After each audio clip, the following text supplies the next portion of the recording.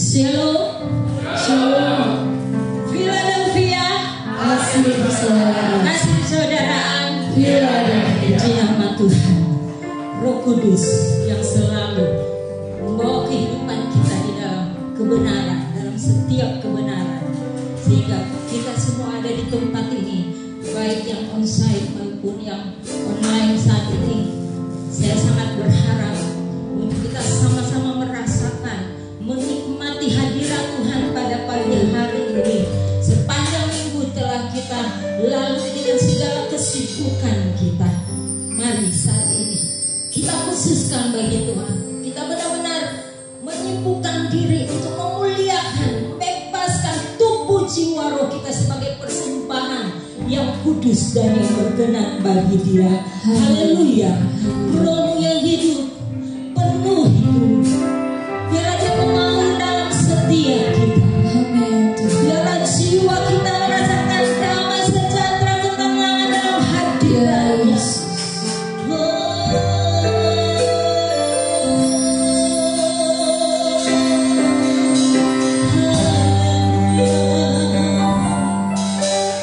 Rohmu yang hidup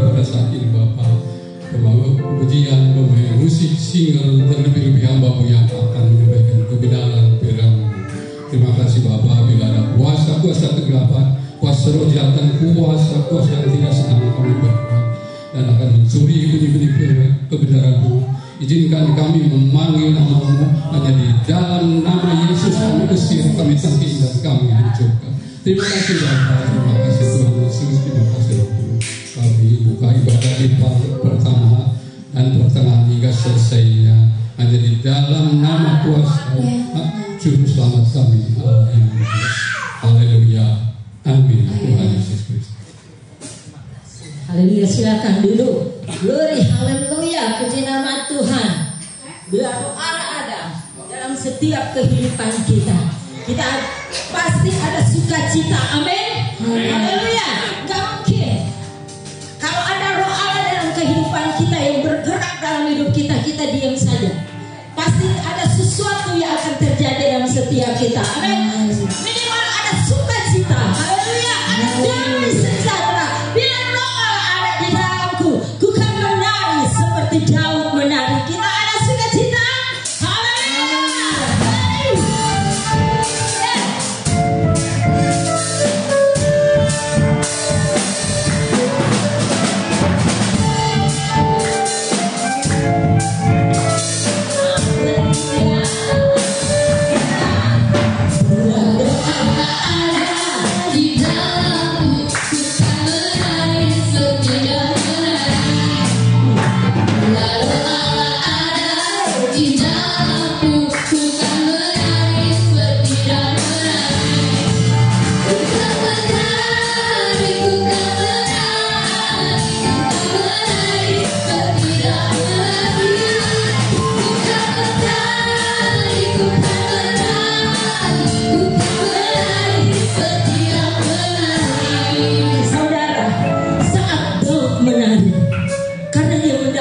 Kemenangan yang besar. Berarti apa saudara? Kenapa dikatakan dia mengalami kemenangan yang besar? Berarti dia mengalami penderitaan demi penderitaan, saudara.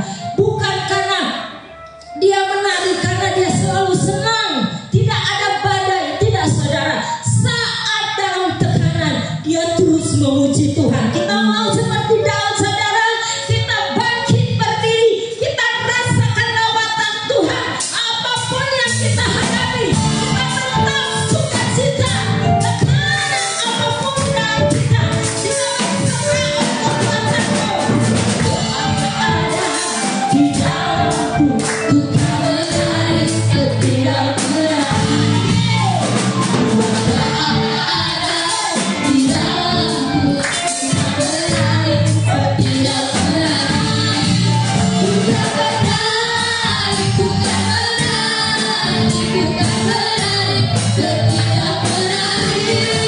Dia berkata, ku kan menari, ku kan menari setiap menari. Ada di dalamku, ku kan menari setiap menari.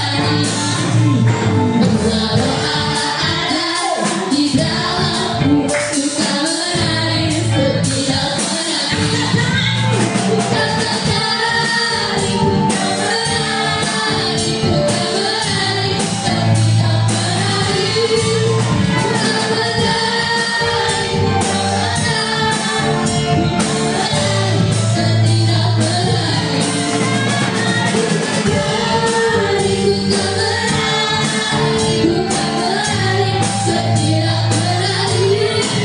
Ku kan menari, ku kan menari, ku kan menari setiap menari.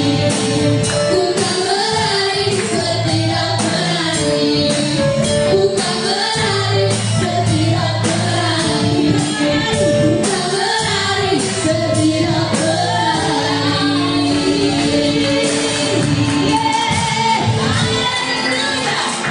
Puji nama Tuhan, karena ada semangat oleh rohnya, kita dapat menanggung segala masalah kita. Amin. Kalau kita patah semangat, dikatakan mengerikan Tuhan, saudara.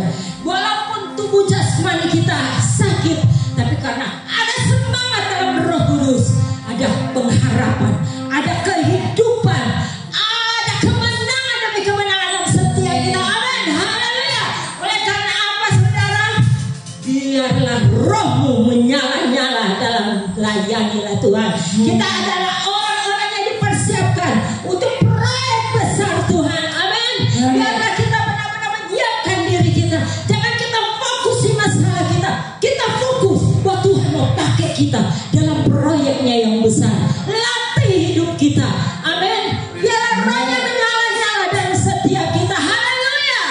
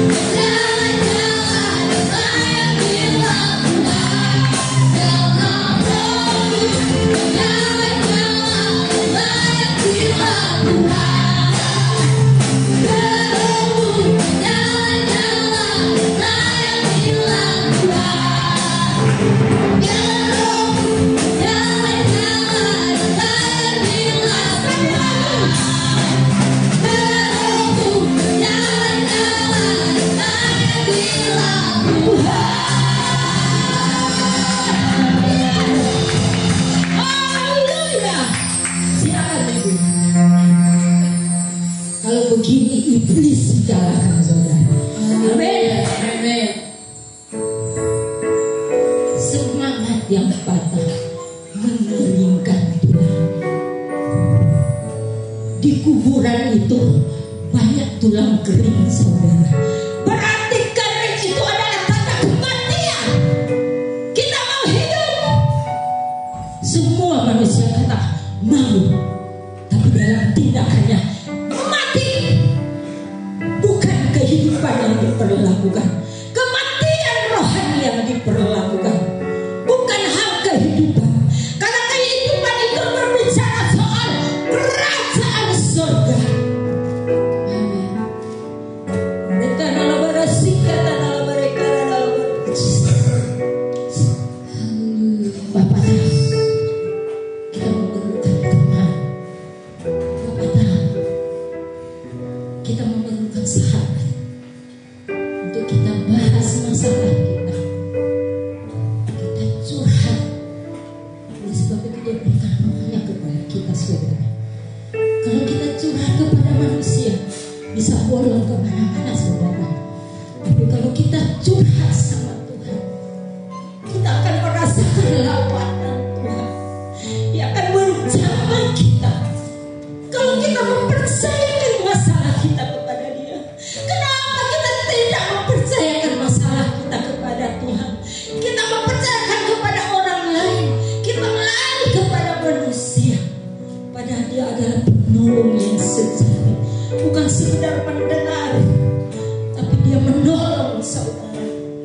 Tepat pada waktunya dan indah pada waktunya.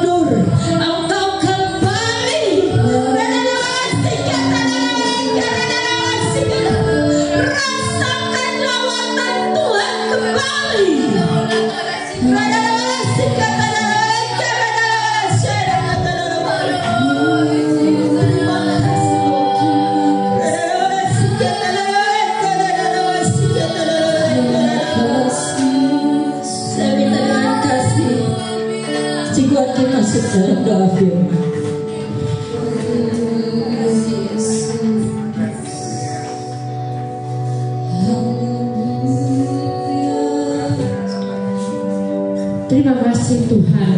Terima kasih ya Tuhan Yesus Kristus. Terima kasih ya Roh Kudus atas segala pimpinan-Mu di pagi hari yang indah ini Tuhan. Kami beruntung diberi iman percaya kepadamu Yesus, sebab hanya Engkau-lah juru selamat kami ya Tuhan. Engkau yang memberikan segalanya kepada kami ya Tuhan. Engkau yang memberikan hidup Tuhan kepada kami. Terima kasih Tuhan atas segala penyertaan-Mu di pagi hari yang indah ini Tuhan. Sebentar kami akan mendengarkan firman-Mu Bapa. Urapi hamba-Mu yang akan menyampaikan kebenaran firman-Mu juga. Urapi kami semua agar kami benar sadar, mengerti dan melakukan segala kehendak-Mu ya Bapa. Bila ada kuasa-kuasa kegelapan di rumah ini maupun di dalam hati kami, izinkan kami memanggil nama-Mu hanya di dalam nama Tuhan Yesus Kristus. Segala yang jahat Engkau perintahkan keluar dari ruangan ini maupun dari dalam hati kami. Kami siap mendengarkan firman-Mu ya Bapa. Hanya di dalam nama Tuhan Yesus Kristus. Haleluya. Amin. Amin.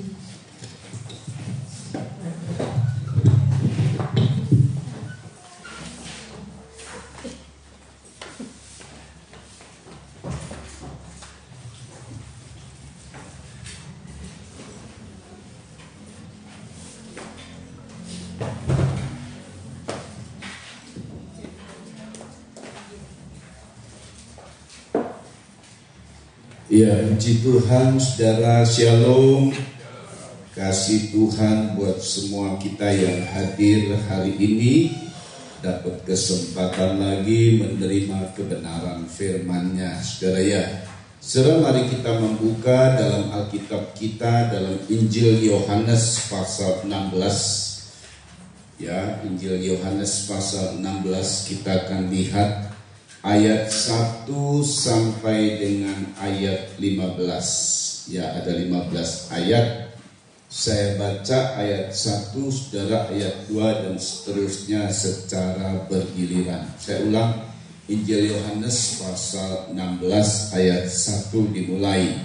Semuanya ini kukatakan kepadamu supaya kamu jangan kecewa dan menolak aku, saudara. Kamu akan dikucilkan, akan datang saatnya setiap orang yang membunuhmu akan menyangka bahwa ia berbakti pada Allah. Tetapi semuanya ini kukatakan kepadamu supaya apabila datang saatnya kamu ingat bahwa aku telah mengatakannya kepadamu. Hal ini tidak kukatakan kepadamu dari semula, karena selama ini aku masih bersama-sama dengan kamu, saudara. Tetapi sekarang aku pergi kepada Dia yang telah mengutus aku, dan tiada seorang pun di antara kamu yang bertanya kepadaku, kemana engkau pergi? Tetapi karena aku mengatakan hal itu kepadamu, sebab itu hatimu berduka cita. Namun benar yang kukatakan ini kepadamu adalah lebih berguna bagi kamu jika aku pergi. Sebab jikalau aku tidak pergi, pengikut itu tidak akan datang kepadamu. Tetapi jikalau aku pergi, aku akan mengutus dia kepadamu. Dan kalau ia datang, ia akan menginsyafkan dunia akan dosa, kebenaran, dan penghakiman. Akan kebenaran karena aku pergi kepada Bapa dan kamu tidak melihat aku lagi. Masih banyak hal yang harus kukatakan kepadamu, tetapi sekarang kamu belum dapat menanggungnya. Tetapi apabila Dia datang, yaitu kebenaran, Dia akan memimpin kamu ke dalam seluruh kebenaran, sebab Dia tidak akan berkata-kata dari dirinya sendiri, tetapi segala sesuatu yang didengarnya itulah yang akan dikatakannya, dan Dia akan memberitakan kepadamu hal-hal yang akan datang. Ia akan memuliakan aku, sebab Ia akan memberitakan kepadamu apa yang diterimanya daripadaku.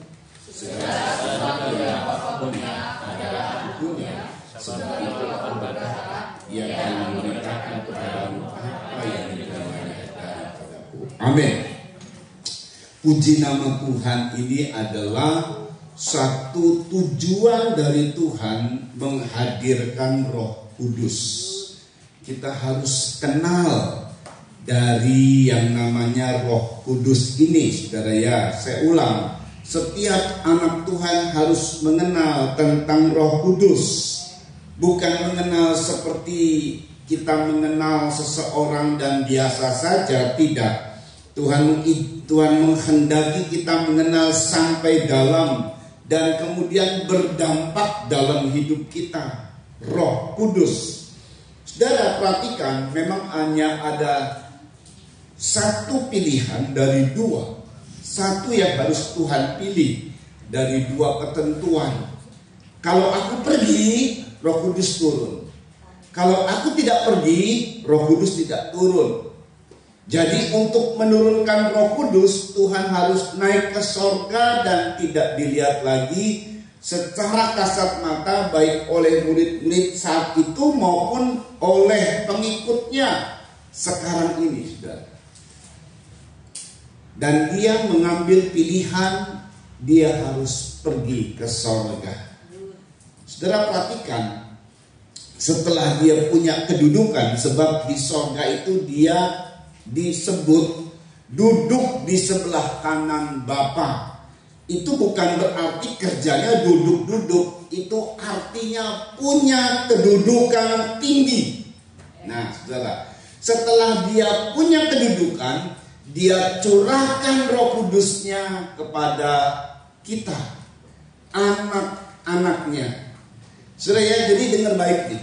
Untuk menghadirkan Roh Kudus, untuk mencurahkan Roh Kudus, gak begitu serta-merta dia kirim begitu saja. Tidak. Dia harus mati di salib, bangkit dari antara orang mati, naik ke sorga, baru setelah dia punya kedudukan tinggi. Jadi dia harus punya dulu kedudukan tertinggi, baru dia curahkan Roh Kudusnya. Sebelum dia mencapai kedudukan tertinggi gak bisa. Jadi dia harus punya kedudukan tertinggi dulu, baru dikirimkan Roh Kudusnya. Nah saudara, memang hal ini dia tidak ceritakan pada awalnya. Yesus selama pelayanan, ini pelayanan dia ya, kurang lebih 3,5 tahun.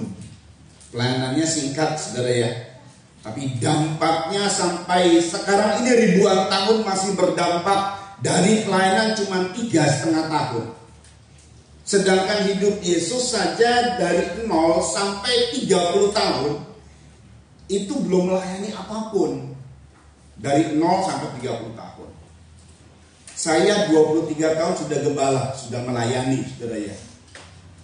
Jadi 23 tahun sudah melayani. Itu waktu saya jadi gembala. Sebelumnya saya juga udah melayani. Di sekolah teologi saya melayani, saudara ya. Tapi Yesus tidak begitu. Dari 0 sampai usia 30 tahun dia belum melayani apapun. Di usia 12 tahun dia sudah protes, saudara ya. Dia ada di rumah Bapa, itu saja pelayanannya. Kalau disebut itu sebuah pelayanan, dia menjawab semua pertanyaan dari ahli-ahli kitab. 12 tahun belum pernah diajar oleh siapapun. Yesus ini adalah suku Yehuda, bukan sukunya Lewi. Kalau sukunya Lewi diizinkan tinggal di bait suci, baca-baca kitab, itu boleh suku Lewi. Tapi suku di luar suku Lewi nggak boleh.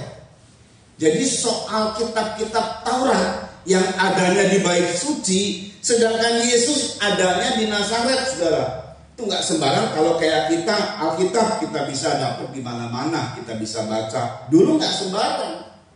Jadi dia nggak boleh untuk membaca saja, nggak boleh. Pinjem gitu nggak boleh. Dan jaraknya jauh juga. Tapi pada saat dia bersoal jawab, ada pertanyaan-pertanyaan dari ahli-ahli kitab, mungkin dipancing sama dia pertanyaan dulu, saudara ya. Dia bisa jawab dengan lancar, dengan hikmat yang luar biasa. Sampai orang-orang kagum. Ini belajar dari mana nih anak? Masih 12 tahun loh. Nah itu kalau disebut pelayanan, ya itulah pelayanannya, saudara ya. Tapi setelah itu, dari 12 ke 30 belum pernah ada pelayanan lagi. Barulah usia 30 tahun dimulai, dia puasa dulu 40 hari, kemudian menang, kemudian dia melayani. 30 sampai 33 setengah tahun, dia matinya itu usia 33 setengah tahun. Cuma 3,5 tahun itu dampaknya dahsyat luar biasa. Ribuan tahun sampai detik ini pengikut Yesus begitu banyak sekali.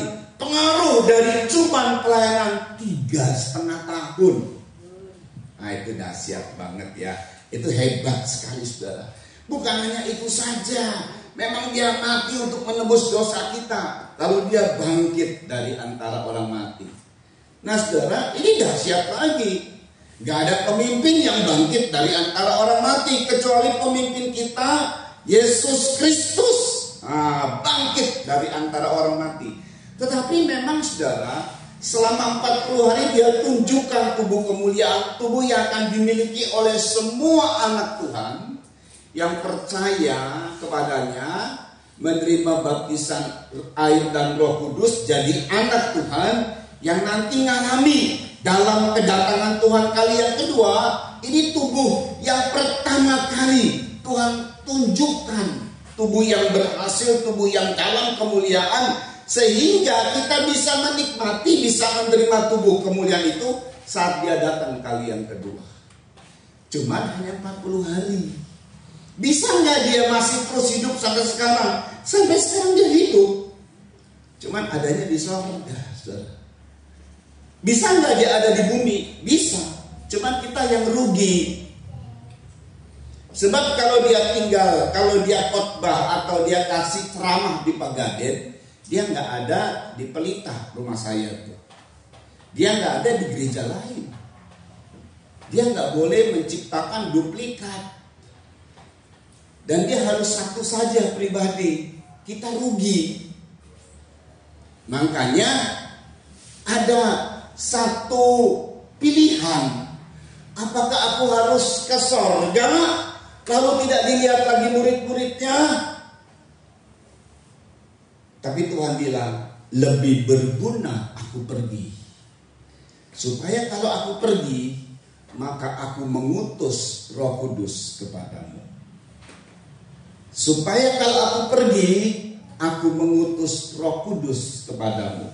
Saudara, untuk hal ini kita lihat sejenak.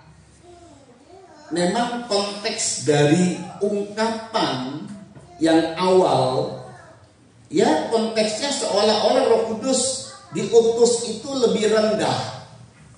Tapi mari kita lihat sejenak ungkapan dari Tuhan selanjutnya dari Injil Yohanes, sekarang pasal 16 ayatnya 16. Ya, yuk tolong dibaca, perhatikan lebih dahulu hal ini. Ya, saudara ya. Karena ini pernah saya ungkapkan dalam kebaktian di 2020 tentang Injil Yohanes pasal 16 ayat 16 saja. Yuk. Tinggal sesaat saja dan kamu tidak melihat aku lagi. Tinggal sesaat saja dan kamu tidak melihat aku lagi. Terus Tinggal sesaat saja pula dan kamu akan melihat. Dan tinggal sesaat saja pula dan kamu akan melihat aku. Sebenarnya ini adalah pernyataan yang aneh, lucu. Tinggal sesaat saja kamu tidak melihat aku, dan tinggal sesaat saja kamu melihat aku. Maksudnya apa? Oh, mungkin maksudnya dia pergi, lalu kemudian nanti dia kembali. Memang waktu itu murid-murid, waktu ada pernyataan ini Tuhan belum mati di kayu salib. Mereka belum mengerti, saudara. Setelah Tuhan mati di kayu salib, 3 hari kemudian dia bangkit. Dia tunjukkan kepada murid-murid dengan kuasa kebangkitannya. Apa itu yang dimaksud? Bukan. Tinggal sesaat saja kamu tidak melihat aku, dan tinggal sesaat saja pula kamu akan melihat aku. Memang tadi saya bilang, mereka tidak melihat Yesus setelah mati di kayu salib. 3 hari kemudian bangkit dan menampakkan diri kepada murid-murid, tetapi tidak semua.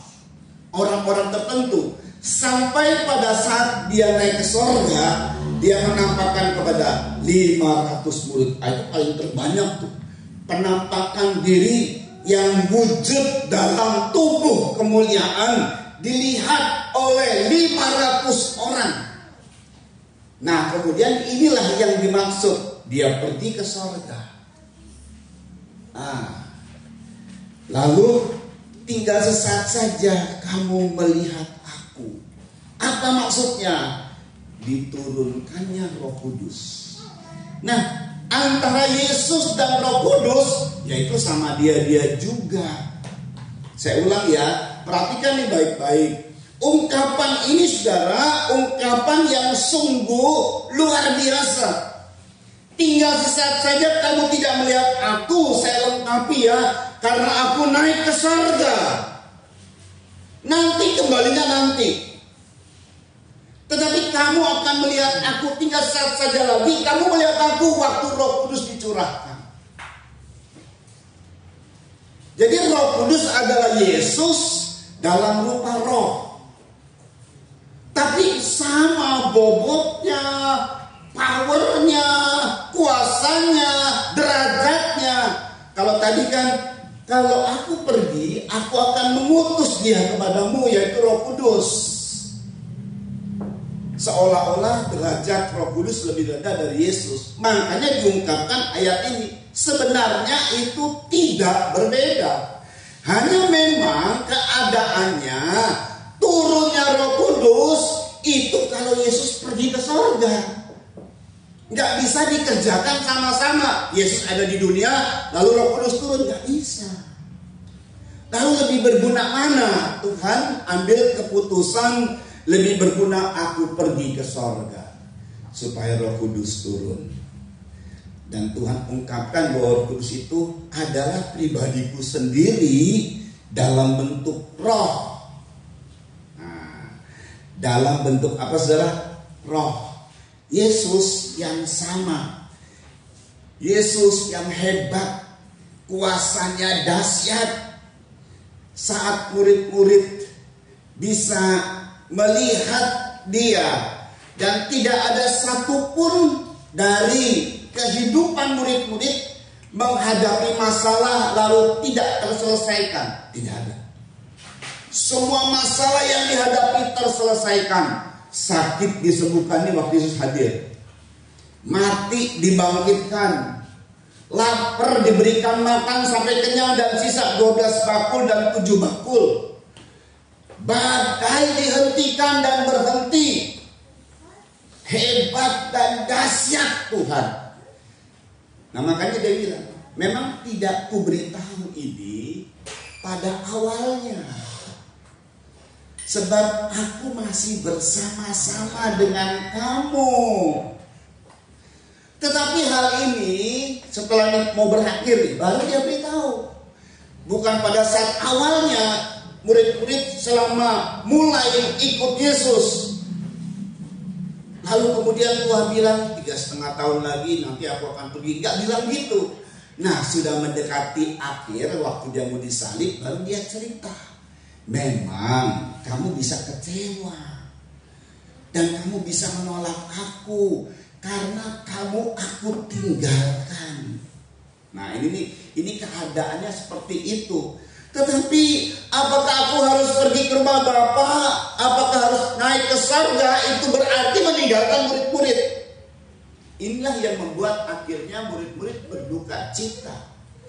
Sama seperti kalau kita ditinggalkan seorang yang kita kasihi. Betul saudara ya? Betul saudara ya?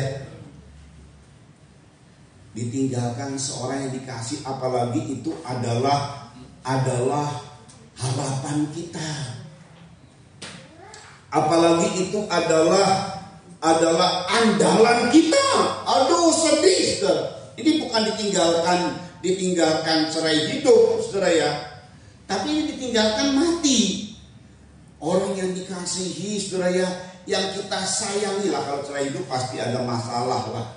Kadang-kadang udahlah lebih baik bercerai sajalah, capek gua ngadepin kamu, kayak begitu kan. Jadi ada hati yang gak suka kalau gitu. Tapi kalau ini ditinggalkan mati dari orang yang kita sayangi, aduh sedih. Ada Yesus. Dan selama murid-murid ada di dunia sampai matinya tidak melihat Yesus lagi. Memang pilihannya murid-murid bisa kecewa dan menolak Yesus. Aku tidak katakan pada awal karena aku bersama-sama dengan kamu. Tetapi ini hari-hari terakhir. Aku harus ngomong ini.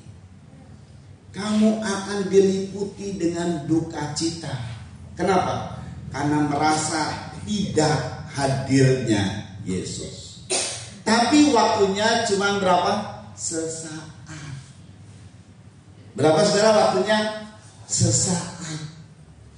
Kamu akan kehilangan hadiratku. Kamu doa nih, kalau kita penerapannya, kamu doa nggak rasa apa-apa. Kamu doa rasanya kering. Nah kalau kita punya pengalaman ini, yaitu tadi seolah-olah ditinggalkan oleh Yesus. Tetapi waktunya Tuhan janjikan sesaat saja.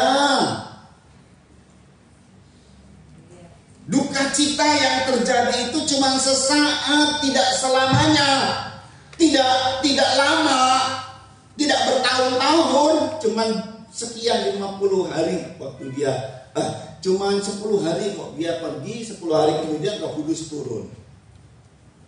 Sesaat saja. Kalau kita ngalami kekeringan terus larut berlama-lama, itu berarti ada yang nggak beres, ada yang nggak betul di situ. Sebab Tuhan selalu mau bersama dengan kita. Saudara.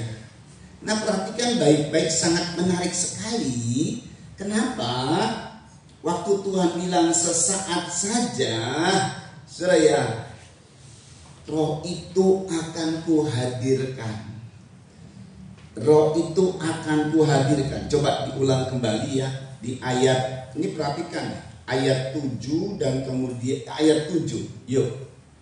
Ayat 7. Yuk cepat yuk. Namun benar yang kukatakan ini kepadamu adalah lebih berguna bagi kamu jika aku pergi. Atau ayat 6 dulu sebelumnya. Ya. Tetapi karena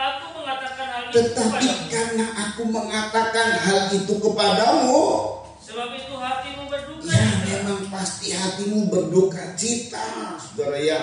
Terus kan? Namun benar yang kukatakan ini kepadamu. Tetapi Tuhan memilih benar ini, sebab aku harus pergi dan itu lebih berguna bagimu. Terus?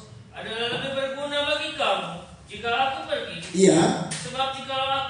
Sebab jikalau aku tidak pergi, penghibur itu tidak akan datang kepadamu. Tuhan memakai kata Roh Kudus dalam konteks ini penghibur, karena akan ada muncul duka cita. Orang berduka cita butuh apa, saudara? Penghiburan. Kalau ada orang yang meninggal ya, entah nanti kita pakai WhatsApp, entah di Facebook, kita akan mengucapkan turut berduka cita, turut berbelasungkawa yang sedalam-dalamnya atas meninggalnya gitu kan. Turut berduka cita karena adanya yang meninggal, dan itu adalah kata-kata penghiburan. Turut berduka cita, turut merasakan duka cita yang dalam. Makanya ungkapan di sini, saudara, oleh karena kamu pergi, Roh Kudus pertama hadir sebagai pribadi yang menghibur kita.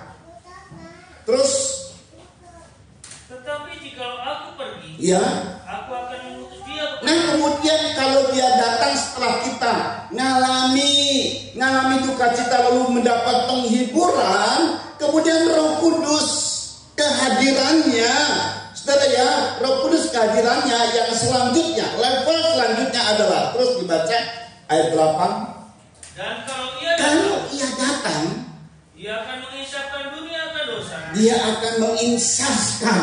Nah, itu tugasnya, menginsafkan, menyadarkan dunia. Kita ada di mana? Di dunia.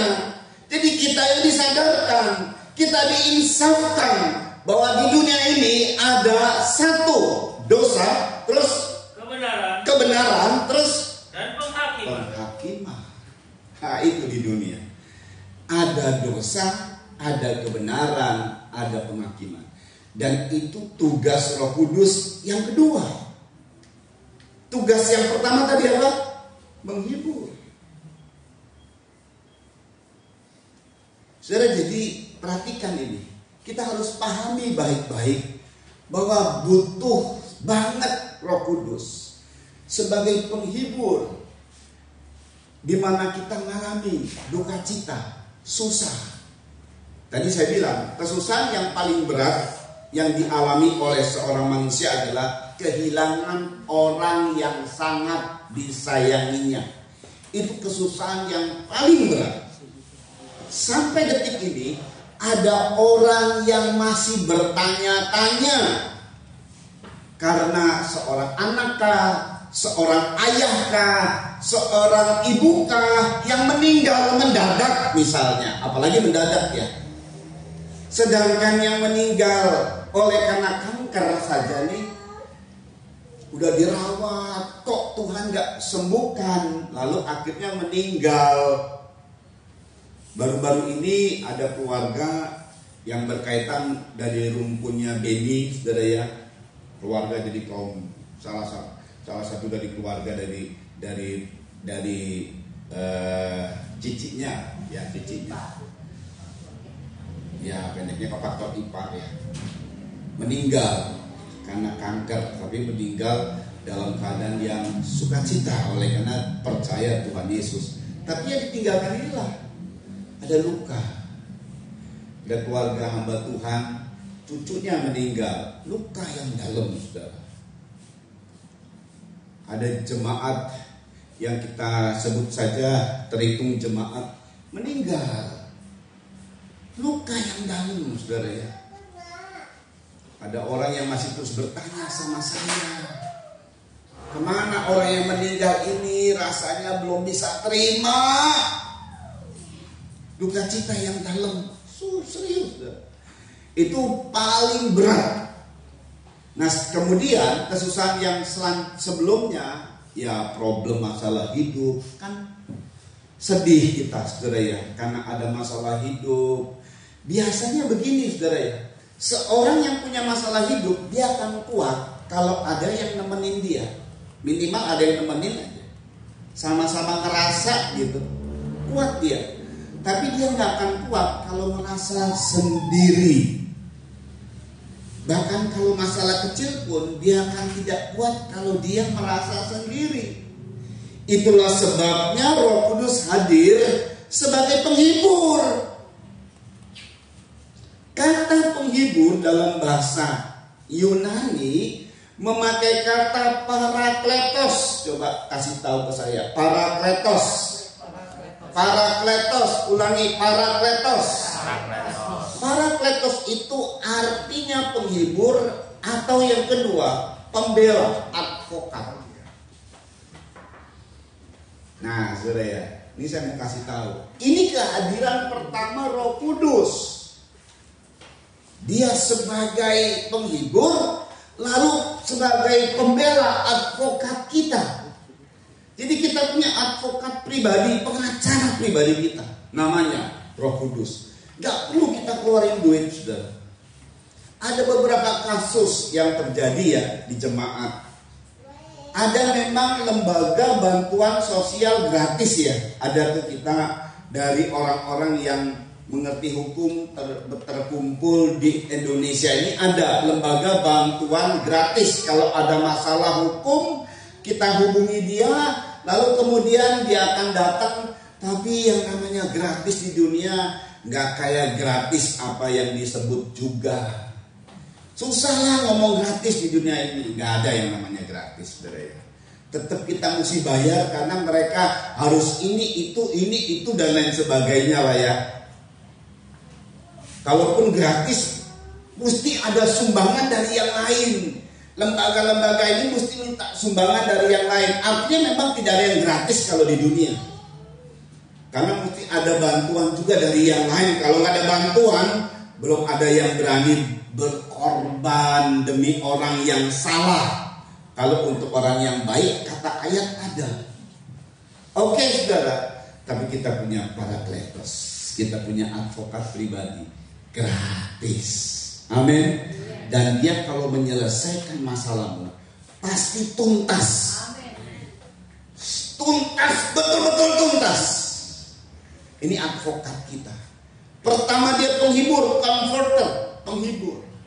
Memberikan satu penghiburan, memberikan satu, dia berbelas kasihan. Dan dia advokat kita, saudara. Ini luar biasa. Nanti advokat ini sampai kepada level kedua. Kalau tadi level pertama dia penghibur. Kenapa dia menghibur? Karena kita timbul duka cita. Seluruh masalah dalam hidupmu, dengar baik, ada satu pribadi yang siap menghiburmu. Satu pribadi yang siap menghiburmu 24 jam non-stop. Makanya dia disebut roh penghibur. Sifatnya roh memang. Saudara, roh itu saya kasih tahu dari bahasa Greka Yunani, memakai kata pneuma.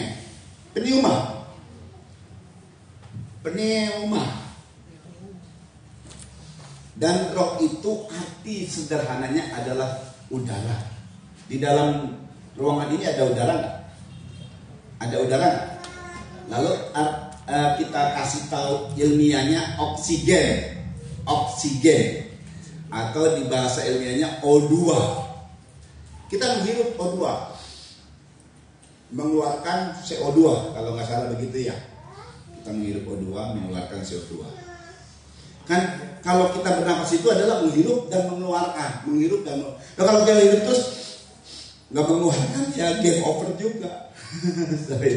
Kalau kita keluarin terus tapi nggak menghirup ya game over. Jadi antara menghirup dan mengeluarkan. Dengar baik saudara, ini hebat ya cara Tuhan kerja ya. Cara Tuhan kerja dalam tubuh kita. Repot loh. Ini buat tubuh kayak begini, menghirup O2, mengeluarkan CO2. Kenapa nggak O2 lagi gitu ya? Menghirupnya O2, mengeluarkan CO2. Proses kimianya itu luar biasa saudara ya. Saudara dengar baik. Jadi di udara ini, di sekitar kita ini ada O2, ada oksigen. Makanya kita hidup. Kalau nggak ada oksigen, kita mati. Kalau nggak ada oksigen, kita pasti mati. Saya dalam waktu mau kuliah, saudara ya, ada namanya ini waktu kuliah di komputer. Ada ospek, pengenalan kampus. Saudara, di pengenalan kampus ini kita ada ribuan orang mahasiswa masuk ke dalam satu ruangan yang cuma AC-nya berapa gitu saudara ya, dengan ribuan, mungkin ada ratusan ya, saat itu ada ratusan, tapi ruangannya kecil gitu loh. Itu kita kekurangan oksigen loh, karena rebutan lah antara satu dengan yang lain, manusia itu rebutan karena dempet-dempetan sampai dempet-dempetan. Ini memang sengaja namanya lagi di ospek saudara ya. Kan di ospek kan gelo-geloan kan kalau yang seniornya gitu. Waduh, ini bisa pingsan loh di situ.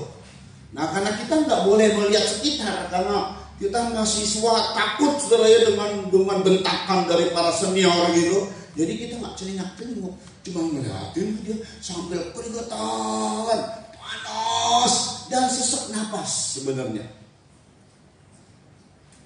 Wah, begitu selesai, untung tidak terlalu lama. Kalau lama, bisa ada yang pingsan, bisa ada yang mati.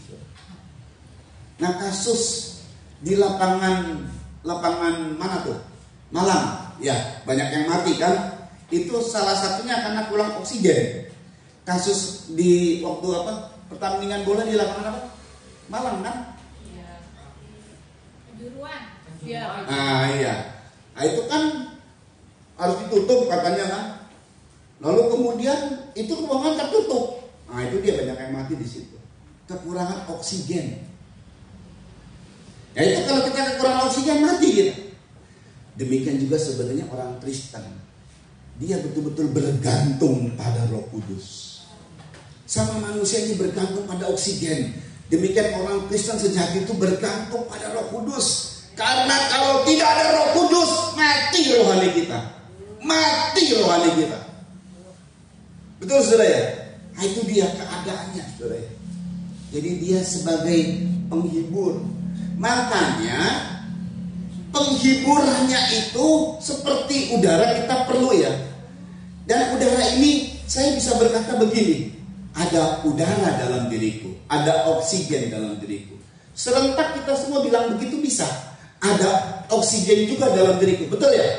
Betul ya? Oksigennya sama enggak dalam diri saya dengan diri saudara? Sama, enggak beda. Itu yang kita butuhkan. Tapi di sekitar kita juga ada oksigen.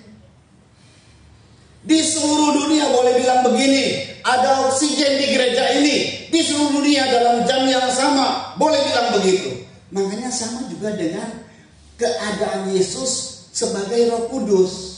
Yang tadi seperti oksigen tadi. Kita boleh berkata dalam jam dan waktu yang sama, detik yang sama. Seluruh manusia, seluruh anak-anak Tuhan berkata begini, ada Yesus dalam diriku. Boleh. Tapi kalau dia bangkit dan tidak ke surga dan tidak dikirim Roh Kudus, nggak bisa berkata begitu. Kalau ada Yesus dalam diriku, maka tidak ada Yesus dalam dirimu. Kalau ada Yesus nggak masuk dalam diri kita. Kalau dia nggak naik ke surga, ada Yesus di sampingku, nggak ada Yesus di sampingmu. Ada Yesus di Pegaden, nggak ada Yesus di gereja-gereja lain. Dan begitu saudara. Makanya aku lebih berguna naik ke surga, supaya Roh penghibur kuutus kepadamu. Dan kita semua dapat penghiburan 24 jam non-stop. Aduh, indah banget. Kita butuh penghiburan. Kita butuh pembelaan. Kita gak usah ketok pintu dan beberapa lama, gak usah. Dia hadir. Dan dia hadirnya di mana? Di dalam hidup kita. Kalau selama Yesus dia pun bangkit, dia di samping murid Petrus, di sampingnya Yohanes, di sampingnya mungkin Yakobus, Thomas dan lain sebagainya. Dia nggak bisa masuk di dalam. Kalau dia lagi ngobrol sama Petrus secara pribadi, Yohanes tunggu kalau ada nanti saya mau ngomong pribadi sama Tuhan. Tunggu sampai selesai dulu Petrus, baru ayo Yohanes gilirannya, Yakobus gilirannya. Nggak bisa bersamaan kalau pribadi ya. Nah kalau umum dia bisa bersamaan, dia ngomong. Tapi kalau pribadi, nggak bisa. Tapi saat dia berupa Roh Kudus, setiap kita bisa merasakan secara pribadi kehadirannya. Amin saudara. Kita bisa merasakan secara pribadi. Mau malam hari ke, mau dini hari ke, saat kita bangun, kita berkomunikasi dengan dia, kita berdoa dengan dia, kita menyembah dengan dia. Maka ada hadir Roh Kudus, ada hadir Yesus. Terasa, oh iya, terima kasih Tuhan. Itu keberadaan dia. Awal saat diutus, maka kalau aku tidak pergi, maka penghibur itu tidak datang. Kalau aku pergi, maka penghibur itu, Roh Kudus, pribadi Yesus hadir. Dan kita bisa merasakannya setiap saat. Amin. Amin. Ini tujuan Yesus, tujuan Tuhan naik ke surga dan tujuan dikirimkannya Roh Kudus. Setiap saat kita bisa merasakannya. Jangan lepaskan dirimu dari Roh Kudus. Dia akan menuntun kita, menghibur kita, saudara. Nah, poin selanjutnya, dia akan menginsafkan. Nah, ini kelanjutannya. Setelah kita dapat penghiburan, kita ngerasa enak dikuatkan. Nah, hidup kita nih ke depan nih. Kadang-kadang kita nggak insaf, nggak sadar. Seenaknya sendiri berbuat dosa. Makanya dengar baik, dia akan menginsafkan 3 hal. Dosa, kebenaran, penghakiman. Dihubungkan nih, 3 hal ini dihubungkan. Ada pasti penghakiman. Saya ulang ya. Di dunia ini pasti ada penghakiman. Apalagi Tuhan selalu ada penghakiman. Penghakiman itu cuma ketentuannya begini saudara. Yang benar dibela. diselamatkan, dilepaskan dari tuduhan dakwaan. Betul ya? Yang berdosa dihukum. Kan pengertian kalau misalnya vonis terakhir dari hakim, cuma ngomong begini hakim, guilty, bersalah, maka dihukum vonis sekian tahun, seumur hidup, tembak mati. Nah itu tuh ya kalau hukuman yang paling terberat. Atau 15 tahun, 10 tahun, 5 tahun karena melanggar pasal anu-anu maka bersalah. Atau yang kedua, terdakwa tidak bersalah. Nah, ya tak?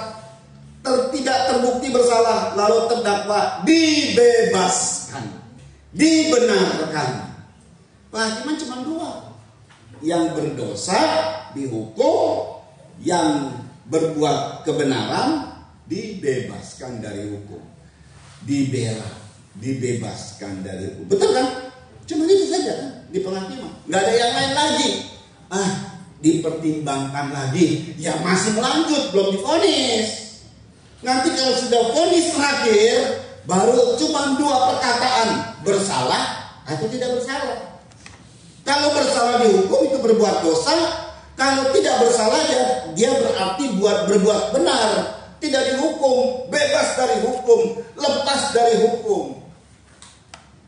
Itu pengadilan, itu penghakiman. Nah inilah Roh Kudus hadir, menginsyafkan kita jangan berbuat dosa, sebab dosa itu mendatangkan penghukuman. Memang kita diampuni, tapi akibat dosa itu selalu ada. Karena kita dididik selalu. Coba lihat semua kasus-kasus dalam Alkitab. Daud, dia bersalah kepada Batseba. Diampuni, diampuni. Dibebaskan dari hukum, dibebaskan dari hukum oleh Tuhan. Kerajaannya bisa dikembalikan dalam waktu singkat. Tapi dampak dosanya sebagai didikan kepada Daud berlanjut, berjilid-jilid. Pertama-tama anaknya Absalom memberontak. Sedih Daud. Udah begitu diusir. Dan Absalom menyatakan kalau Daud sembunyi disingkapkan sama Tuhan. Persinaannya di muka umum. Gila gak? Jadi apa yang disembunyikan disingkapkan. Belum selesai itu saudara. Terus terjadi. Dosa diampuni sama Tuhan. Tapi akibat dosa kita harus tanggung. Makanya Roh Kudus mengingatkan, jangan berdosa, sebab engkau akan menanggungnya. Saat Israel sudah di tepi Kanaan, sudah mau masuk Kanaan, 40 hari mereka mengitari Kanaan, 40 hari. Tetapi mereka tidak percaya kepada Tuhan. Akhirnya Musa sih bilang, Tuhan, ampunilah dosa umatmu. Tuhan bilang, aku ampuni. Tapi orang yang 20 tahun ke atas, orang-orang dewasa, mereka ini yang telah melihat Kanaan, yang telah mendapat janji Kanaan, sekalipun tidak akan masuk dalam Kanaan. Satu orang pun tidak akan masuk. Semua harus mati di padang gurun, kecuali cuma 2 yang masuk, Yosua dan Kaleb bin Yefun. Tuhan gak peduli loh, ratusan ribu loh Tuhan, gak peduli. Cuma 2 orang saja dari 600.000 orang lebih, cuma 2 orang. Kalau menurut statistik manapun, ini gak berhasil. Perjalanan yang tidak berhasil. Tapi Tuhan gak peduli. Mau penilaian orang kayak apa gak peduli. Semua harus menanggung akibat tidak percaya kepadaku, di mana mereka berputar. 1 hari dihitung 1 tahun. 40 hari 40 tahun. Berputar loh. Itu makanya Roh Kudus menginsafkan. Sadar, jangan berbuat dosa. Sebab dosa ada akibatnya. Roh Kudus tidak mau kita berputar-putar hidupnya. Roh Kudus mau kita ini lurus jalannya. Karena jalan yang Tuhan sediakan selalu lurus. Tuhan luruskan jalan kok. Jangan kamu ngikuti maunya sendiri. Ikut aja apa yang Tuhan inginkan. Jadi saudara dengar baik. Pertama adalah jangan berbuat dosa. Berbuatlah kebenaran firman. Berbuatlah kebenaran firman. Itu terus diinsafkan oleh Roh Kudus. Di mana Roh Kudus adanya? Di hati. Makanya ada suara hati yang selalu berbicara kepada kita, saudara. Dia terus berbicara saat kita baru mulai mau berbuat dosa. Itu mulai dari hati, terus mulai masuk pikiran, saudara. Nah, Roh Kudus bilang jangan, stop, jangan berpikir itu, stop. Itu Roh Kudus tuh mengingatkan kita. Jadi dosa itu adalah hal yang kita perbuat. Dengar ya, dosa itu adalah hal yang kita perbuat dan itu yang dihakimi. Ini misalnya nih.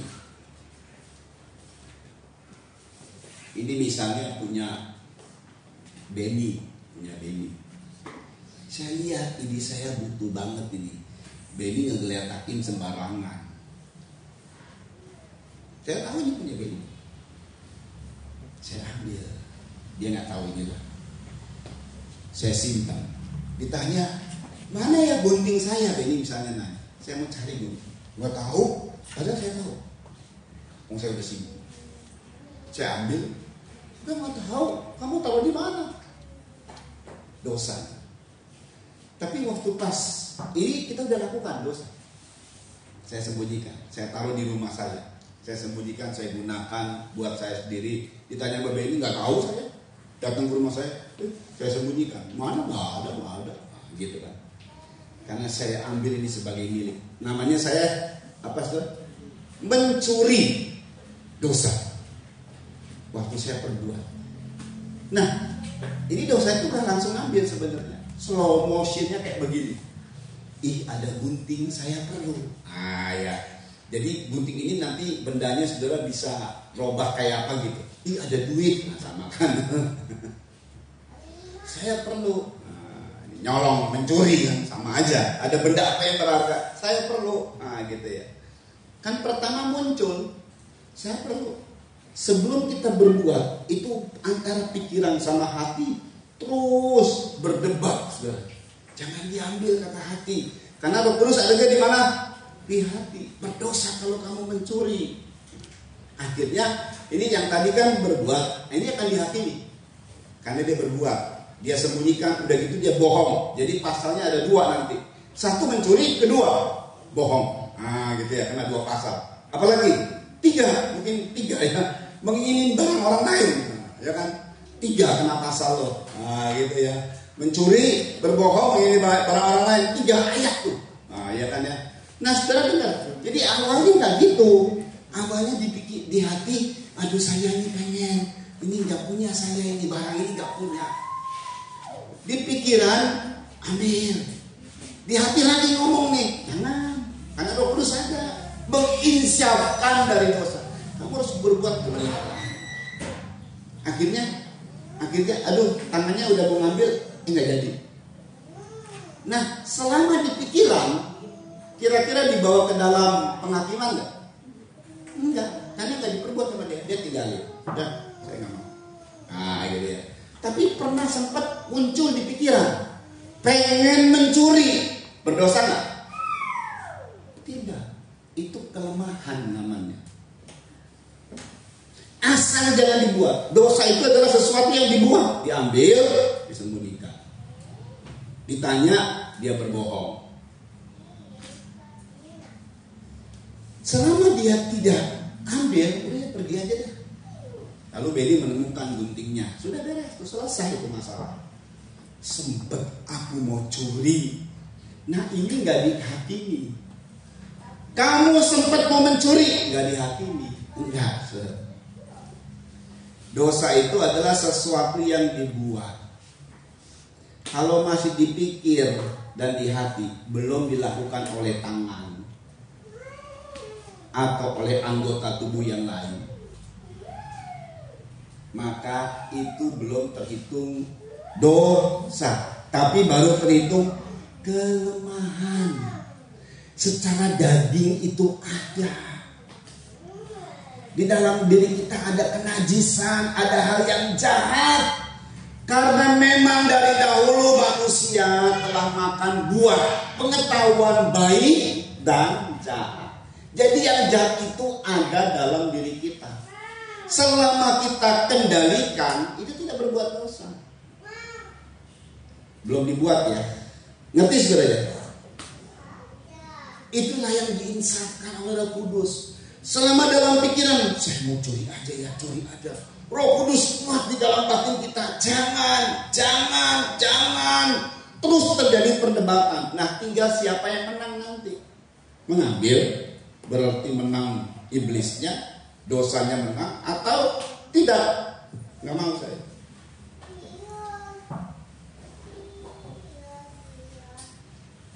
Tetapi itu yang paling pertama. Yang kedua, kita ngomong, ya kan, ini gunting, saya mau curi tapi sempat diomongin. Saya mau ambil di gunting, saya mau curi. Atau saya butuh gunting, ini misalnya di benda ini sesuatu. Tapi saya nggak ngambil, tiba-tiba ini hilang. Tapi bukan sama saya. Saya akan menjadi seorang yang terdakwa karena sempat ngomong. Ngerti saudara? Setelah diperiksa enggak, dia bukan saya. Nah, saya dibebaskan.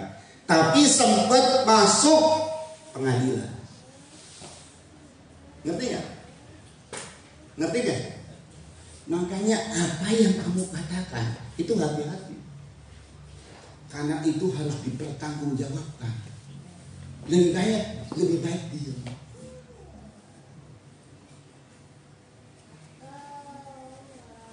Tiba-tiba kita dengan panasnya kita bilang, saya bunuh kamu. Itu nanti diperhadapkan. Sempat keluar di mulut. Kalau cuma di hati, ngomongnya juga saya bunuh kamu, cuma nggak kedengeran, gitu. Itu nggak akan dibawa di pengadilan. Makanya hati-hati dengan lidah kita. Kita baca. Ini poin-poin di pengadilan yang terjadi Matius 12 ayat 34 sampai ayat 37. Yuk. Level pertama tadi penghibur, level kedua menginsafkan. Nanti di level ketiga, inilah Roh Kudus gunanya buat kita. Asik banget loh. Yuk dibaca ini dulu. Hai kamu keturunan ular beludak. Hai kamu keturunan ular beludak. Terus, bagaimanakah kamu dapat mengucapkan hal-hal yang baik, sedangkan kamu sendiri jahat? Karena yang diucapkan mulut meluap dari hati. Yang diucapkan itu meluap dari hati. Bagaimana kamu dapat mengeluarkan yang baik, sedangkan kamu jahat? Teruskan. Orang yang baik mengeluarkan hal-hal yang baik dari perbendaharaan. Sumbernya berarti di mana saudara? Di hati. Saat kita ngucap itu berasal dari hati. Kalau hatimu nggak beres, pasti terucap tuh. Pasti terucap. Tapi kalau hatimu beres nih, saya kesel sama dia di hati ini pertama adanya. Tetapi kemudian saya segera berdamai. Tuhan ampuni saya Tuhan. Saya kesal sama dia. Saya ampuni dia Tuhan. Dia udah nyakitin saya ampuni dia. Sep, hilang kah? Kesel sama dia itu hilang dalam hati kita. Gak akan terucap. Saya kesel sama dia. Roh Kudus ingatkan. Ampuni. Enggak, saya gak mau ngampuni. Di hati lagi ngomong. Kamu ngampuni. Lama-lama pasti keluar. Aku bunuh kamu. Terus kita ngejelekin orang itu. Tahu gak? Dia tuh jelek tuh orang itu. Udah jelek, memang jelek. Ya kamu ngomongin kepada siapa aja dia ngomongin. Ngomongin. Hatimu gak beres. Begitu diomongin. Karena ada di hati sih. Ya lama-lama yang gak kuat lah. Pasti ngomong. Karena sampahnya ada. Betul ya? Terus, dan orang yang jahat mengeluarkan hal-hal yang jahat dari perbendaharaan. iyalah, kalau hatinya masih ada hal yang jahat akan keluar pasti. Terus kan? Tetapi aku berkata kepadamu, Iya. Setiap kata sia-sia yang diucapkan orang harus dipertanggungjawabkan pada hari penghakiman. Bayangkan loh, kata sia-sia aja harus dipertanggungjawabkan. Apalagi kata yang jahat. Kata sia-sia. Kata sia-sia itu adalah orang mah ngomongnya tinggi-tinggi, itu kata sia-sia. Ini kita lagi ngayal apa sih? Si mami pernah kan cerita, papanya bilang nanti kita punya mobil gitu ya, punya mobil. Terus bagaimana? Tommy bilang gimana? Papa dulu ngomong gimana? Oh, papa dulu yang nyetir. Terus, oh saya dulu kata Tommy. Terus, oh saya dulu. Oh, iya kan? Itu ngomong sia-sia. Mobilnya nggak punya, cuma ngomong. Rebut itu sambil rebutan. Oh saya dulu yang nyetir, nggak bisa saya dulu yang nyetir. Mobilnya aja nggak ada. Nah itu sia-sia. Nah itu sia-sia kan ngayal ya. Itu aja dipertanggungjawabkan loh. Karena kau ngomong seenaknya sendiri, ngomong khayalan yang nggak penting gitu loh. Apalagi kalau perkataannya jahat. Oh iya jelas di hati. Terus. Karena menurut ucapanmu kau akan dibenarkan, dan menurut ucapanmu pula kau akan dihukum. Iya, banyak kali kita dihukum karena ucapan-ucapan kita sih ya. Yang sayangnya kita menghukum diri kita sendiri gara-gara ucapan kita nih. Ya, aku memang miskin, dan menghukum dirinya sendiri tadi. Aku memang nggak bisa apa-apa. Hukum diri itu namanya. Setelah diucapkan, itu dipertanggungjawabkan. Oh saya nggak pernah mengucapkan, tapi saya pernah ketik. Sama aja. Sekarang ini sudah berkembang dia. Apa yang kau ketik dibaca sama orang. Sekarang kan zamannya saudara, kalau ada medsos yang merugikan orang lain di medsos, ada kata-kata yang merugikan, ujaran-ujaran yang membuat kerugian kepada sesama, disimpan itu ya, di screenshot atau disimpan itu kata-kata, dibawa ke pengadilan. Ini loh semua bisa dihukum. Nggak ngomong kan, bisa dihukum. Makanya sudah berkembang. Segala sesuatu yang berkaitan dengan medsos bisa dipertanggungjawabkan. Roh Kudus ingatkan, jangan. Baik gak Roh Kudus? Baik, saudara. Karena dia tahu ke depannya akan terjadi kerugian buat kita. Dia nggak mau kita rugi. Baik banget. Jadi apa yang diperbuat dan apa yang diucapkan, apa yang kita munculkan di media sosial, nah, itu semua dipertanggungjawabkan. Hal-hal yang tidak baik tentunya, hal-hal yang jahat tentunya. Kalau hal kebenaran yang nggak mungkin dong. Di medsos saya sampaikan ayat firman Tuhan, artikel, ya nggak mungkin. Hal-hal yang baik, memotivasi orang, itu pasti hal yang baik. Itu kebenaran, itu nggak mungkin dihukum, saudara ya. Asal kita tidak menyinggung orang, kita hanya menyampaikan saja artikel, kita hanya menyampaikan saja mungkin sebuah gambar, lalu ada tulisan, berbahagialah orang yang dianiaya oleh kebenaran. Ya kan, berkat Tuhan menjadikan kaya, susah payah tidak menambahinya misalnya. Ada kata-kata firman yang kita sampaikan, itu tidak apa-apa. Saudara, nah perhatikan baik-baik. Setelah menjadi penghibur, buat kita itu langkah awal Roh Kudus bekerja. Kita butuh penghiburan. Kemudian setelah kita bebas dan kita menjadi kuat, maka hidup ini memang free will. Itu adalah maunya kita sendiri juga boleh memang. Tuhan tidak pernah memaksa. Cuman Tuhan mengingatkan, menginsafkan. Kalau kita telah hidup dalam kebenaran nih ya, ada langkah selanjutnya yang sungguh amat luar biasa, saudara. Kita lihat, perhatikan baik-baik di Injil Yohanes tadi, saudara ya. Injil Yohanes ini level ketiga, level yang paling hebat ini. Tapi setelah berhasil di level pertama, level kedua, level ketiga, Tuhan ajak kita ini semakin asik hidup ini bersama dengan Tuhan. Saudara perhatikan ayat Yohanes 16 ayat 12. Ini poin terakhir. Haleluya. Yuk kita baca ayat 12. Mari. Masih banyak hal yang harus kukatakan kepadamu. Masih banyak hal yang harus kukatakan kepadamu. Tetapi sekarang kamu belum dapat menanggung. Tetapi sekarang kamu belum dapat menanggungnya. Banyak, bayangkan loh. Masih banyak rahasia tentang hal-hal yang dahsyat yang Tuhan mau katakan kepadamu, tapi kamu belum bisa menanggungnya. Perhatikan. Tetapi apabila ia datang, Nah, apabila ia datang, yaitu Roh kebenaran. nah, Roh ini tadi penghibur, kemudian penginsaf, sekarang kebenaran. Tetapi apabila ia datang, yaitu Roh kebenaran, terus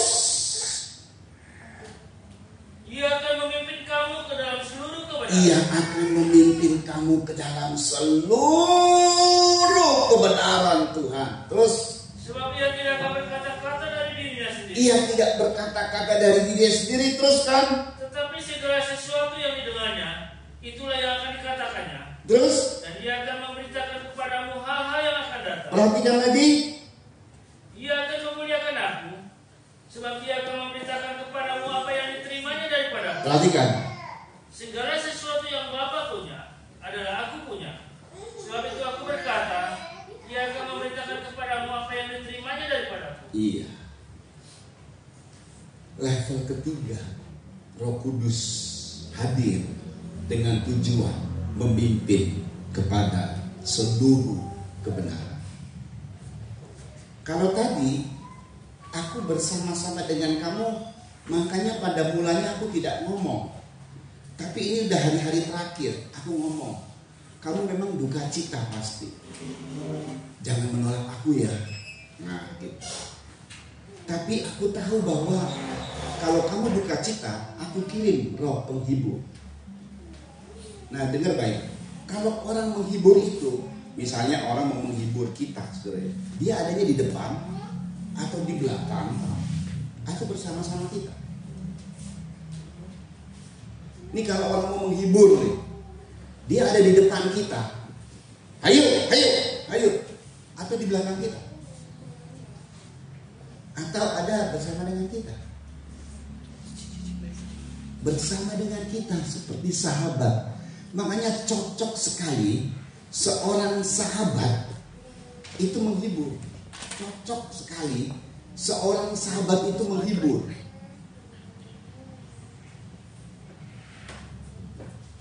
Apanya mati? Baterai habis. Baterainya habis. Aduh. Iya. Yang mana? HP. Nggak ada itu ya? Ada charger? Ada yang bocor. Nggak ada lagi. Nggak ada yang bocor. Iya. Biarin. Ya udah. Biarin saja mati beneran. Saudara dengar baik. Siapin aja. Beralih kemana?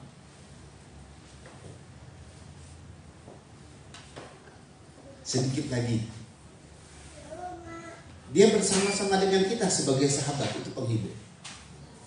Kemudian dia menginsafkan. Yang bisa bersama-sama. Pada saat dia menuntun, dia ada di depan, kita di belakang. Poin yang paling penting adalah nanti datang Roh kebenaran. Dia akan memimpin kita kepada seluruh kebenaran. Makanya dia menuntun kita memimpin. Lalu, dengar baik. Dia akan menuntun kita kepada seluruh kebenaran. Ini yang saya dapat hari ini, saudara. Yang Tuhan bilang. Namun punya ciri kebenaran itu. Dia tidak berkata dari dirinya sendiri. Karena Roh Kudus mesti diuji. Roh itu mesti diuji, bukan Roh Kudus. Setiap roh mesti diuji. Sebab iblis bisa jadi malaikat terang. Iblis bisa menyerupai roh Kristus, padahal iblis. Jadi harus diuji. Roh Kudus itu, ini dia ujiannya, ini dia filternya. Dia akan bicara tidak di luar konteks. Dia akan bicara apa yang dia dengar daripadaku. Tuhan itu sudah bicara di sini. Jadi dia nggak boleh keluar dari konteks Alkitab. Jadi kalau ada pernyataan roh keluar dari konteks Alkitab, itu sesat. Tapi Alkitab ini bukan hanya hurufiah, dia bisa berkembang, tapi jangan ada konteks, jangan keluar dari konteks Alkitab. Saudara, apa yang saya dapatkan, pernyataan apapun, pasti nanti muncul ayat firman, karena nggak keluar dari konteks Alkitab. Pasti ada ayat firman yang meneguhkan seluruh pernyataan. Sekalipun mungkin berkembang, tapi ada ayatnya, dasarnya ada firman Tuhan. Itu pasti ada, itu dari Tuhan. Nah gitu saudara ya. Lalu dia akan memberitakan hal-hal yang akan datang. Makanya dia menuntun. Tujuannya memberitakan hal yang akan datang. Kalau ada lubang, dikasih tahu sama dia, ada bahaya, menyingkir, lompat, jangan ngambil tindakan dulu. Kalau dalam bisnis, jangan dulu invest, tenangkan dulu, rugi nih. Atau cepat kerja, ini peluang besar, segala macam. Itu dituntun sama Roh Kudus. Tuhan mau kita itu beruntung, Tuhan mau kita ini berhasil, Tuhan mau kita ini sukses. Makanya dikirim Roh Kudus. Baik secara rohani kita berhasil, secara jasmani juga berhasil. Banyak kegagalan anak-anak Tuhan setelah dia berhasil karena tidak ikut tuntunan Roh Kudus, amblas, gagal, kecewa, menolak Tuhan. Ya udah hancur. Betapa baiknya Roh Kudus. Nah ini poin terakhir yang saya dapat. Diulang kembali Yohanes pasal 16, ini poin terakhir. Oh haleluya. Diulang kembali Yohanes pasal 16 tadi di ayat terakhirnya.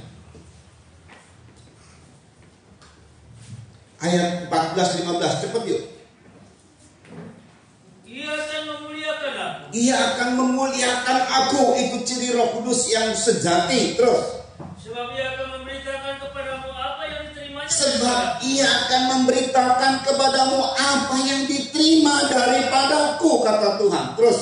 Segala sesuatu yang Bapa punya. Nah ini bicara mengenai kepemilikan. Segala sesuatu yang Bapa punya Adalah aku punya. Adalah anak punya, Yesus yang punya. Terus. Sebab itu aku berkata, ia akan memberitakan kepadamu apa yang diterimanya daripadaku. Dan ia akan memberitakan kepadamu apa yang diterima daripadaku. Di mana itu adalah kepunyaanku. Maka kita juga kalau diberitahukan itu kepunyaan kita. Lihat nih, Bapa itu tak terbatas. Yesus sempat terbatas pada saat sebagai manusia. Ini dia konteksnya kan sebagai manusia. Dia lagi ngomong sebelum mati di kayu salib ini. Segala sesuatu yang Bapa punya, tapi juga aku punya.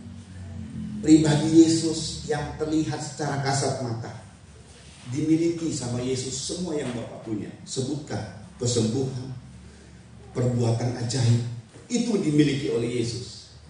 Dan Roh Kudus yang setelah dia naik ke surga diturunkan Roh Kudus, itu juga milik Roh Kudus.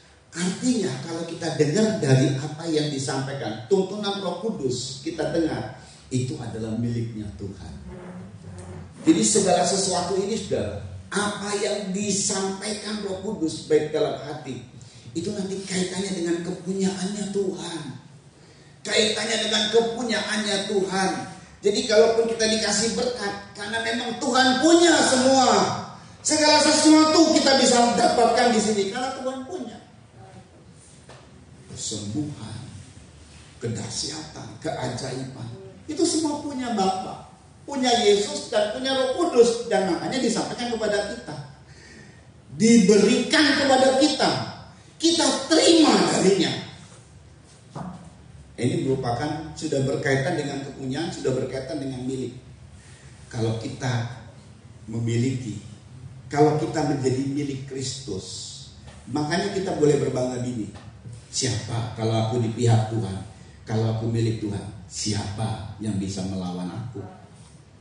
Tuhan akan membela aku. Amin, saudara. Jadi Roh Kudus ini sebagai penghibur dan advokat. Waktu dia sebagai advokat di penghakiman, biarpun kita bersalah, dia hadir sebagai advokat, pengacara. Kita bersalah. Tadi kan kita nggak boleh bersalah. Akhirnya kita jatuh dalam kesalahan. Tetap dia hadir sebagai advokat, pengacara. Asal kita mengakui segala dosa-dosa kita, maka dia akan membela kita, mengampuni kita.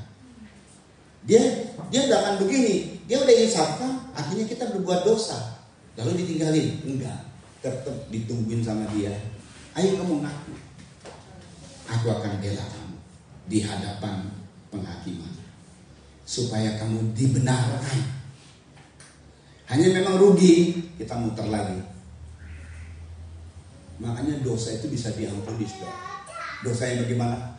Dosa yang diakui. Diampuni, bagaimana diampuni? Karena mengampuni kesalahan orang lain. Dosamu diampuni, disucikan. Karena dia selalu tetap jadi pembela kita, advokat kita. Dia pengen kita ini terus hidup dalam kebenaran, jalan lurus. Bahkan dia rindu apa yang kupunya, kamu juga punya. Haleluya. Dia berdekatan sama Tuhan. Mari pemain musik cepat saja yuk. Segala perkara dapat ditanggung. Ya iyalah. Karena ada Roh Kudus dalam diri kita. Oh haleluya. Oh haleluya.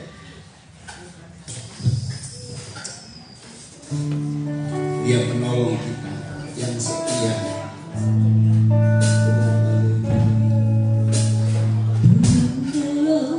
Yang selalu setia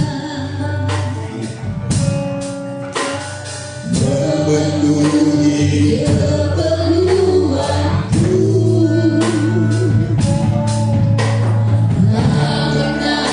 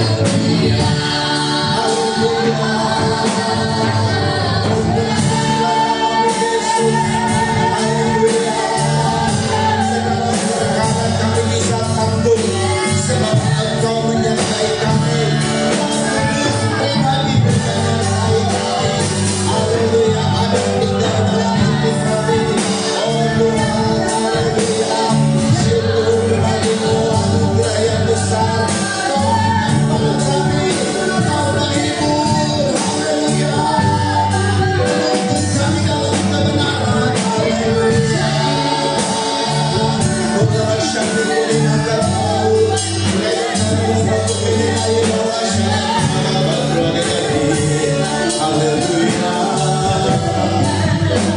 Biar kami rasakan pekerjaan-Mu Tuhan, dari level demi level, dari penghibur, kemudian kami diinsafkan, dan kami menjadi orang-orang yang selalu insaf dan sadar melakukan kebenaran, dan Kau akan terus memimpin kami kepada seluruh kebenaran.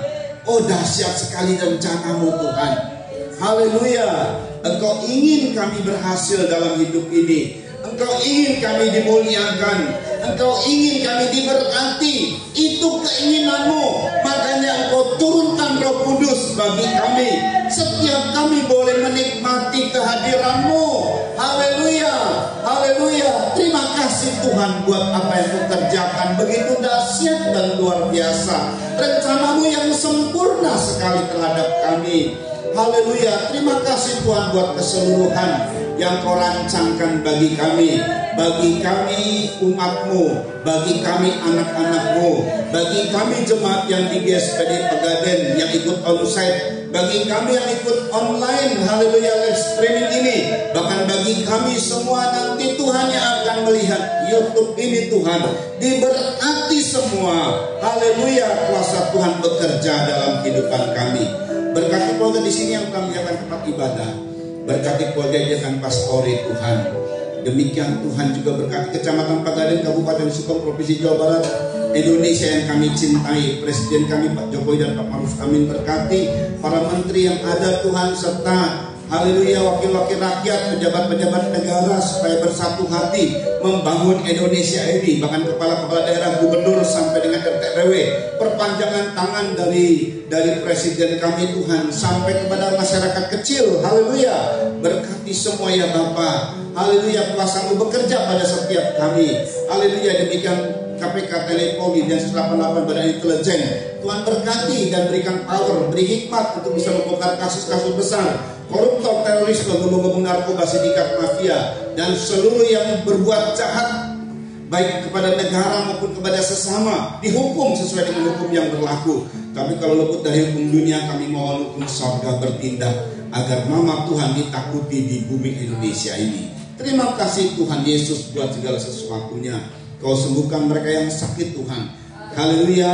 Dan mari Tuhan Kau berikan kepada anak-anak-Mu roh kerajinan dalam beribadah, untuk mereka beribadah menikmati janji-janji Tuhan yang indah dalam setiap kehidupan kami. Tuntunan Roh Kudus dalam kehidupan kami, nama Tuhan dipermuliakan. Dan kalau sebentar kami kembali ke rumah kami masing-masing, sampaikan dengan selamat. Yang juga berpergian Tuhan, sampaikan dengan selamat di tempat-tempat tujuan, nama Tuhan dipermuliakan.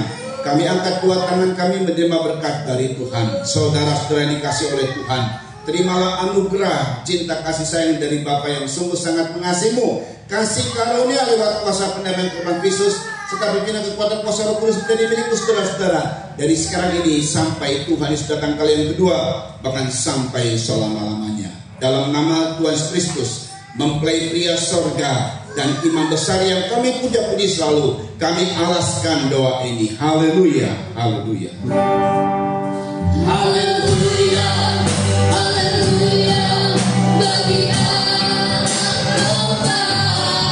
Haleluya, haleluya, darah-Mu terbuka. Setiap kita, suku bangsa, semua makhluk dan pulau, dengan glory, dengan hormat, beri pujian bagi anak domba.